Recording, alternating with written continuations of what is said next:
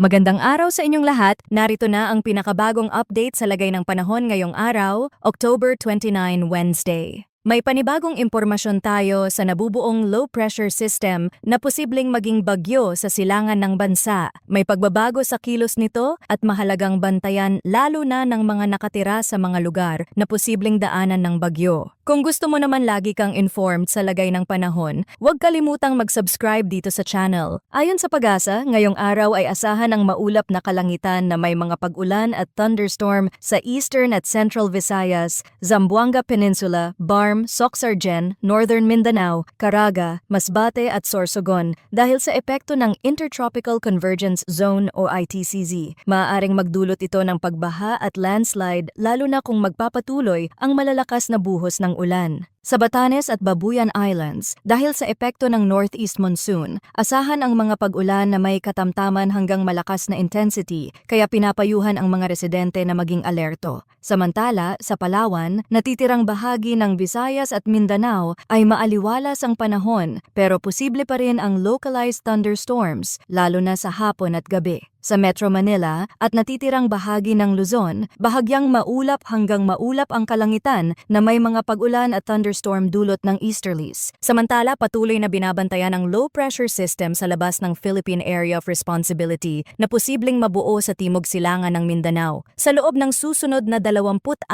hanggang 48 oras. Kapag ito ay tuluyang nabuo at pumasok sa PAR, posibleng maging tropical depression at tatawaging Tino. Sa ngayon, wala pang malawakang sama ng panahon sa undas maliban sa ilang weather system na nakakaapekto tulad ng localized thunderstorms, ITCZ at epekto ng hanging amihan sa Hilagang Luzon. Batay sa GFS model ng United States, may bahagyang pagbabago sa galaw ng sistema kung saan bumaba ito ng kaunti at posibleng daanan ang Visayas region. Ayon sa forecast, posibleng pumasok ito ng bansa sa unang bahagi ng November at sa pagitan ng November 4 o 5, maaaring tumama ito sa Eastern Samar at dadaan sa Tacloban, iba pang parte ng Visayas region at habang kumikilos pa Hilagang Kanluran. Posibleng maapektuhan din ang Southern Luzon bago ito lumabas ng West Philippine Sea. Sa European model, halos kapareho ang projection ng track. Ipinapakita na maaring dumaan ito sa Eastern Visayas, tatawid ng Southern at Central Luzon at posibleng maapektuhan pati Metro Manila kung hindi magbabago ang galaw. Kapansin-pansin na nagkakapareho na ang track ng iba't ibang forecast models, isang senyales na mas malinaw na ngayon ang kilos ng paparating na sistema. Dahil dito, mahalaga na simulan na ang maagang paghahanda lalo na sa mga lugar na posibleng maapektuhan.